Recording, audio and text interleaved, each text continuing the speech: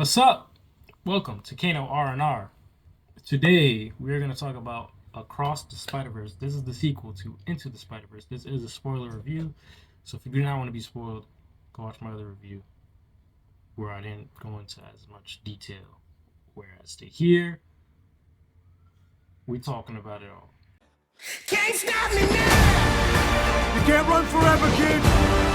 I can't lose one more friend. Miguel, this isn't what we talked about! You knew? You have no idea what you're doing! Everyone keeps telling me how my story is supposed to go. Nah, I'm gonna do my own thing. All stations, stop Spider-Man! We're just going to dive head in with spoilers with cameos. Let's just start there. Your boy Toby and Andrew were in the movie. Kind of. They used some old footage from the old movies and put them in there. No, they didn't do it in animation. They left it live action. They made their appearances.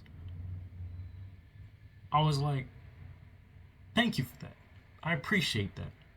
It wasn't like a big moment the crowd was standing up. It's old footage they reused to explain a story point or plot, whatever you want to call it.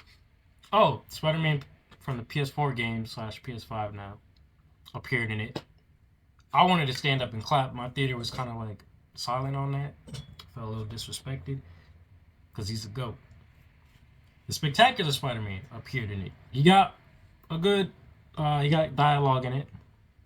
Oh, by the way, the PS4 Spider-Man appeared like as the video game, like the full animation, like the full animation they did for the game. He appeared, so it looked like clean. Like they did a movie like that. Oh my gosh. Anyways, Spectacular Spider-Man appeared in it. He had a couple lines in there. I respect it. Cameos. Oh, Donald Glover made a cameo as the live-action Prowler. I'm not sure if he's from the MCU, but if he is, like, I feel like he is, and he should be. So going into that, he's live-action in this. He's not a cartoon. He's the live-action Prowler, who I'm assuming is from the MCU, and this kind of goes into a nitpick, but we're gonna dive into it. So first, I'll go into a major story point, and then I'll go into the nitpick. Now, major story point is, what did they call it? I don't know, but basically, Miles was bit from this. The spider that bit Miles is not from his dimension. It's from another dimension called Earth 42.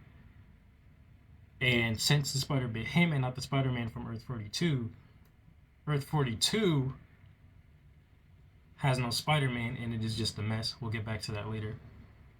It bit Miles, and now he's the Spider-Man of that universe. That kind of caused a whole ripple in the universe and disarray. So now that is why the Spider-Man of his universe died, because there was already, now that he got bit, he replaced that Spider-Man died. And so it causes ripple in the universe, and that's why we see Vulture from what movie was it? Morbius. From Morbius. Vulture shows up in Morbius. Everyone's like, that is stupid. I thought it was stupid too. He appears, and I was like, didn't Doctor Strange just do the spell? And like, why that spell had nothing to do with him? It's because this movie, the Spider-Mans of the Spider-Verse capture different people who are not in the right dimension, and they hold them in a cell, which is where the Prowler, Donald Glover, was. They put him in this machine, and it sends him home. So I'm assuming that's what happened to Vulture. He got misplaced in our own universe.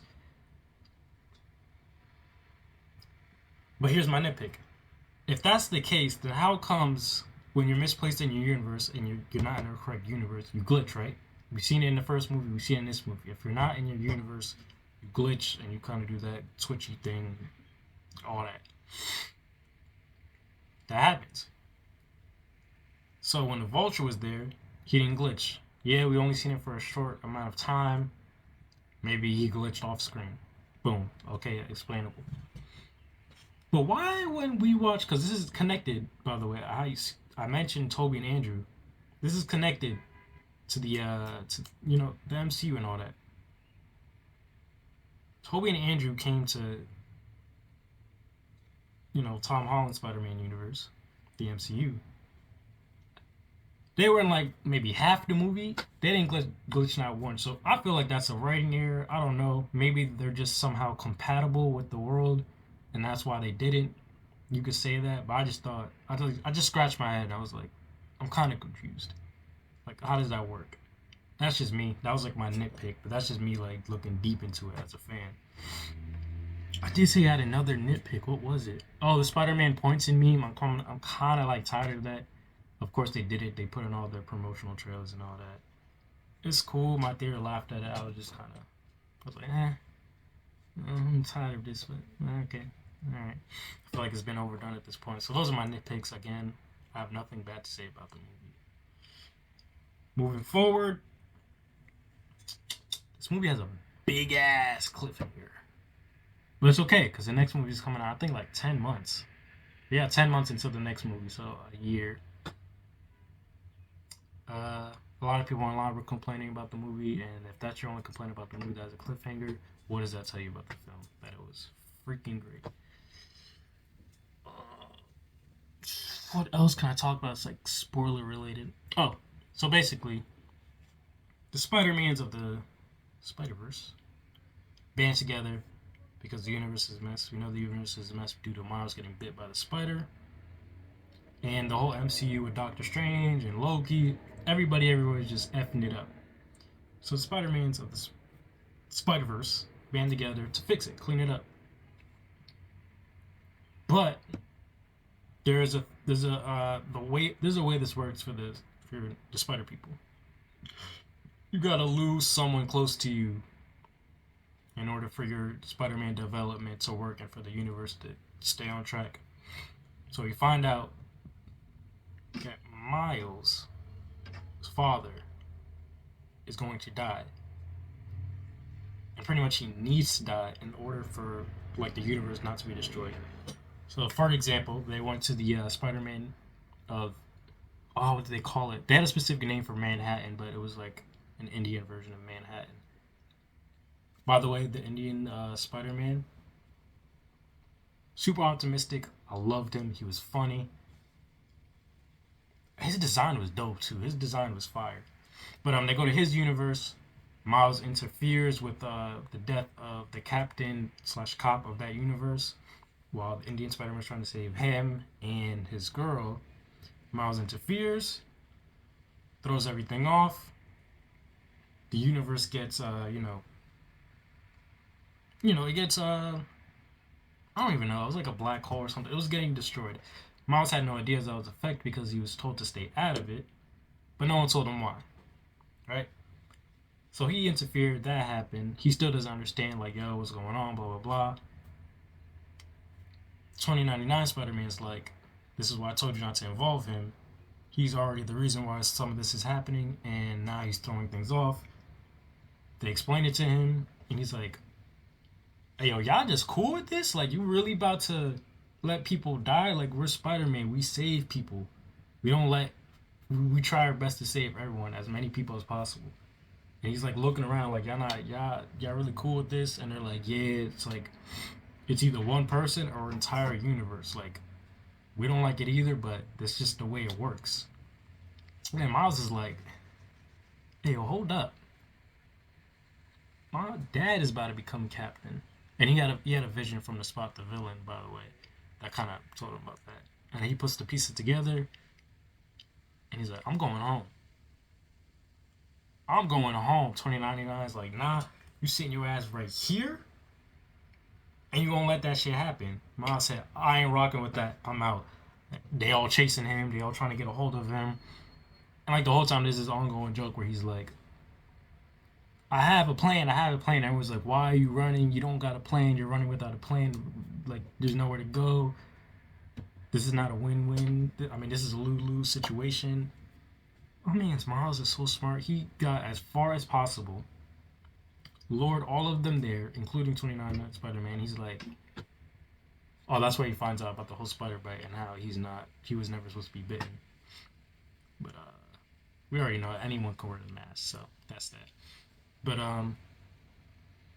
he's like, nah, y'all telling me how my story's supposed to go. I'm gonna do my own thing. And he's like, pretty much he lured all them there into one spot so he could get back to the ship because he turns invisible. Get back, not to the ship, but to the lab thingy where it'll transport him back home. That works. He gets back, transport home. By the way, Gwen and Peter B. Parker knew about the whole thing about him, his uncle supposed to die, and how he was. That's why he wasn't involved. That's why Gwen didn't involve him, because he was never supposed to be bitten, which means he's not supposed to be part of the Spider Society. Oh, that's what they use. He's an anomaly. Anyone who's not in the right universe is an anomaly. Not that he's not in his right universe, but the spider that bit him wasn't. So he goes back to the machine.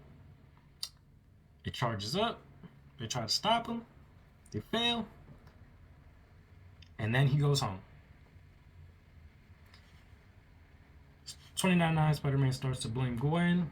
Gwen gets sent back home because he was just salty about it. That's that. He gets sent home.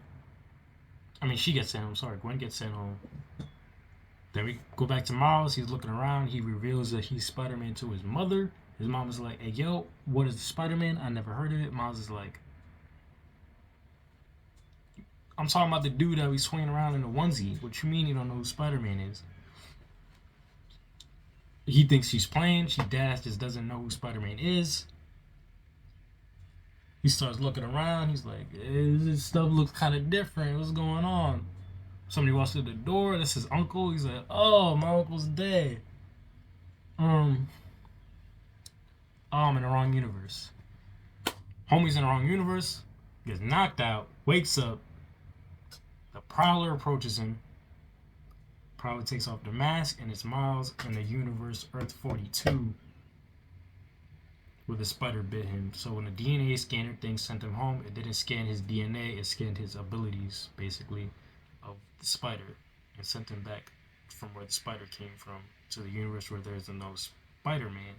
And it's all jacked up, crime everywhere, and Miles is face to face with himself, basically, aka the Prowler. And that's our cliffhanger. You know, he's trapped in another universe with no wristband thingy that keeps him from glitching, so he's glitching out like crazy. And we all know if he doesn't get back home in time, he will die due to the glitch. With the fact that he doesn't get home in time to save his dad, the spot will kill his dad. But yeah, it was a good movie. I'm still debating if it was better than the first or just as good. I highly recommend this. I know for a fact when that third movie comes out, we will have a perfect trilogy, and people don't take it seriously because it's animation, but the storytelling and writing is like so detailed and spot on. It's like they really thought this out thoroughly. It's just crazy. It's crazy to me. But I don't know. That too. The detail in this movie. I'm gonna have to watch this movie a couple of times because you're not gonna catch everything. The amount of cameos in the background, little details, is just wild. There's a scene where Miles is like, you could just hear him in the background telling somebody, he's like, snitch. Like you dead ass hear him in the background calling someone a snitch, and like it's so little, but like the little things in this movie just makes it even better. So it's just great. I loved it. I don't really have anything negative to say. It is one of a kind. Like I don't know how they outdid the first, but they outdid it as far as the scale of it and just the animation. It's crazy. It really is crazy. What else do I want to add to this? I feel like I've touched about everything. Oh, there are a lot of surprises in here, but the thing that kind of surprised me most, they was cursing. I don't want to say a storm, but they was cursing up a storm in here. I was surprised with the amount of dams, hell, and ass I heard in this. It was funny. It wasn't like too in your face. It was like everything was subtle, so it wasn't like overdoing it. There were some adult jokes in here that I was like, they threw that in here, and a lot of kids aren't gonna know, but I know, and I'm laughing at it. That's all really I gotta. I'm all over the place. That's really all I gotta say. If you watched the movie, let me know what you thought. I just want to say, when. You know what? Before I wrap it up, I have an idea. The third movie is called Beyond the Spider-Verse. They already announced it. I feel like Beyond the Spider-Verse could only mean he goes into live action, because they had some live action stuff in this, just little hints of it, little sprinkles of it. He's somehow, some way, the third movie, gotta go into live action. Has to. And Shameik Moore needs to play live action Spider-Man. I don't care how old he is. I feel like they're aging him up so he could join the MCU. Shameik Moore has to play Spider-Man. If not him, then me. Sign me up. I'll take some acting classes and some Spanish lessons. Alright? I'll be your Spider-Man. I really will. Like, I don't know if you can see it, but I can see it. But Shameik Moore did great. I don't know why I was like thrown off by his. He's one of my favorite actors, so I don't miss anyway. I was thrown off by his voice acting. I feel like the promotion stuff, like the trailers. Once I watched the movie, I was like completely comfortable, and I was like, yeah, he's doing great. Imagine him doing what he's doing with his voice or just with the character and live action. They gotta make it happen. They have to make it happen. But I think it would be great for Miles to go into live action in the third movie and for him to meet Tom Holland, because they kind of got some similarities. If you see the movie, you can see it. They got some similarities going on right now. And that's really it. That's all I gotta say. If you've seen it, let me know what you thought. And that's about it. Take care. I'm gone. Enjoy. Twit. Yeah, okay. Did you just say what I was trying to say, but smarter? I like this little...